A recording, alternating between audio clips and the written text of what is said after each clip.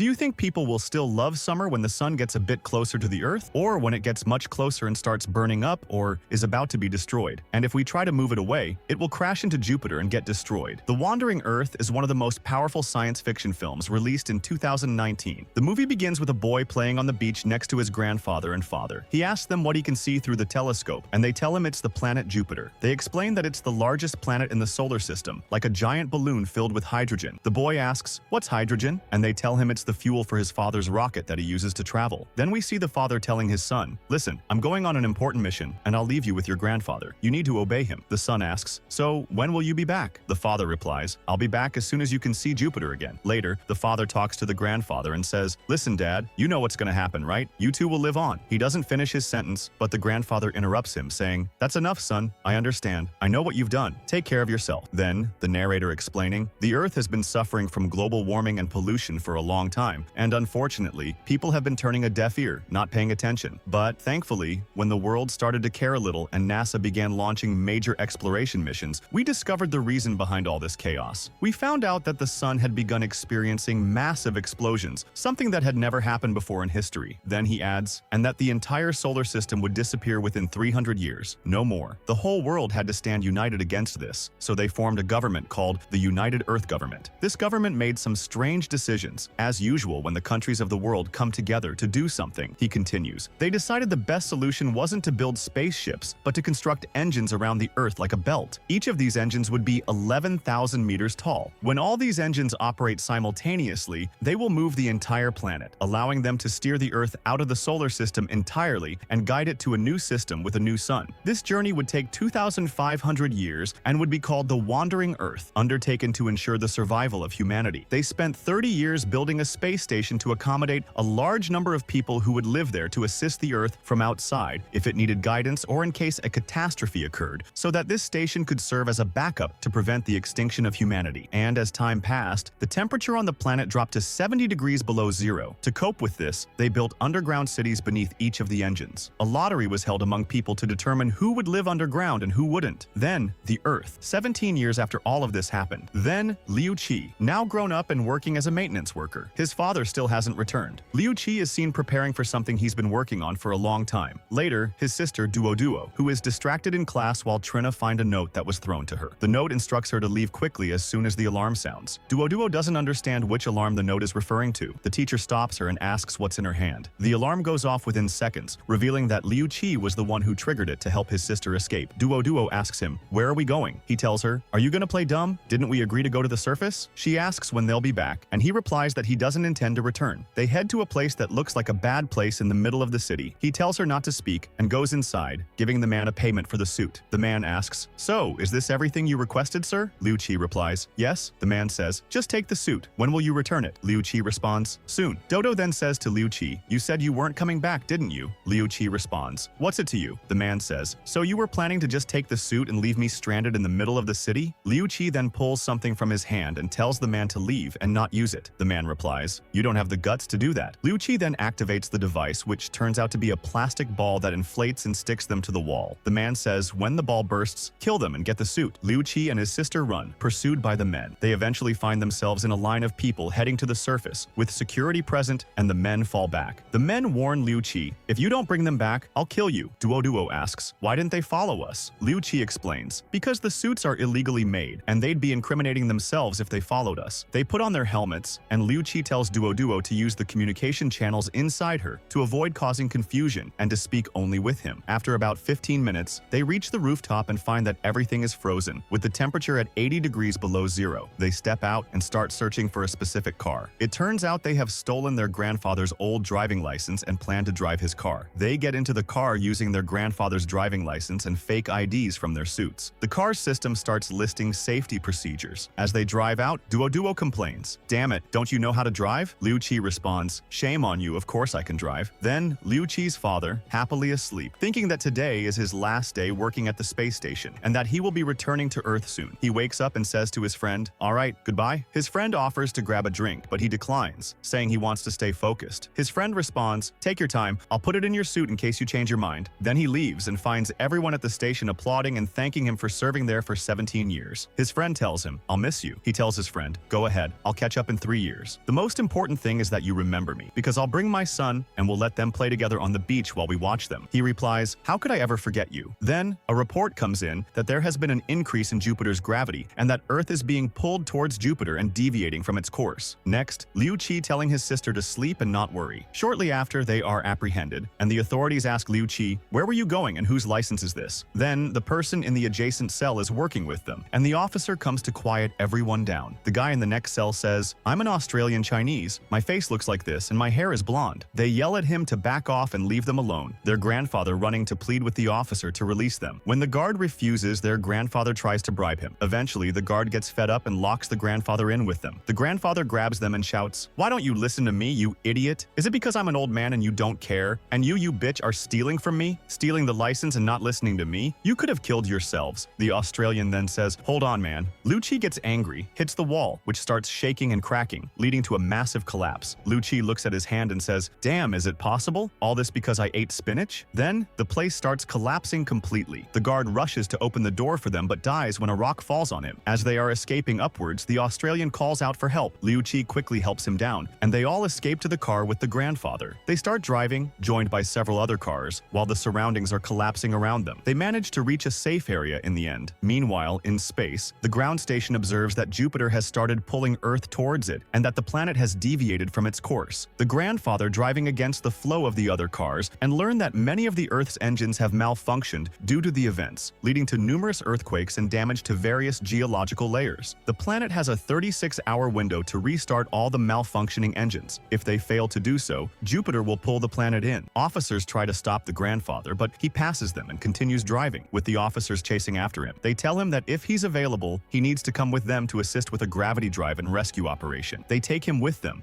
and explain that he will be helping to restart the ignition core of one of the malfunctioning Earth engines. They need to get the ignition core to restart the engine. The grandfather and his grandchildren drive a car with issues to retrieve the core and then head towards the nearby engine. The children see Beijing for the first time, frozen. Their grandfather tells them that his house was there before the Earth became uninhabitable. Then we see the space station, where the father is trying to contact his own father, realizing that he's in the streets carrying out a mission. The space station issues an order, stating that the current situation is alarming and that everyone needs to enter hibernation mode to conserve energy as much as possible. Everyone begins to comply with the order, but the father is uneasy and wants to ensure the safety of his family. Then, the family driving with the two cars to deliver the ignition core to the engine. The grandfather tells them, my house was here, and my wife used to cook meals. As I come home from work every day, he continues, the smell of her cooking used to reach the end of the street. It wasn't very good, but I'd finish the whole dish every day to make her happy. People used to care about something called money back then, and were searching for it every day. Then, the father in the space station preparing to go into hibernation. He asks the ship's AI named Moss to locate his father's car. Moss informs him that the car is on a rescue mission, and he realizes his children are with their grandfather. He tells the responsible officer to send them to safety since they are civilians, and then to continue his own mission with his father. However, the officer replies that saving the Earth is the top priority and that this is not the time for such requests. When they finally deliver the ignition core to the engine, Liu Qi confronts his father, saying, why are you controlling everything? You've been away for 17 years, and before you left, you made a decision on your own that led to Mom's death. He continues, you decided to remove the devices, which caused her death. We could have lived and made decisions ourselves, but you decided for us and left Grandpa behind. Then, a flashback of the grandfather agreeing to his son's decision. Now, they completing the mission, but collapses begin to occur, and the communication is disrupted. Moss reports that all communications with Earth have been lost. They start evacuation procedures and prepare to move away from Earth as Jupiter pulls it in. The father tries to resist this, but Moss locks him in a compartment and administers a sleeping gas. During this time, the grandfather uses his skills to navigate through the collapses and avoid dying like those before and after him. Once he manages to get them out of their current location, they quickly move the car to prevent it from falling. They use a rubber ball to protect themselves from harm, and they find themselves underground. Their current location is beneath a massive layer of ice, with their previous position on top of this ice layer. They fall to the ground beneath this ice and are now trapped, sending out a distress signal while Trina figure out how to get back to the surface. The crucial task is to retrieve the ignition core that fell with them. They explore their surroundings and find a hotel, deciding to use an old elevator shaft to escape along with the ignition core. One of them climbs up and sets up a pulley system, one side for the people and the other side for the ignition core to lift it. A problem arises during this process. The grandfather decides to sacrifice himself to save his grandchildren and the ignition core. He enters one of the rooms, where he realizes that his oxygen level is dropping to just 1%. As he faces this, he recalls tells Duoduo. The grandfather recalls that during the disaster in Beijing, he found Duoduo as an infant abandoned and saved her, naming her after his own daughter. He raised her alongside his grandson as if she were his own sister, and she grew up with them. As the grandfather's oxygen level drops further, he becomes disoriented, removes his helmet, and collapses. Meanwhile, Duoduo is seen crying on the surface,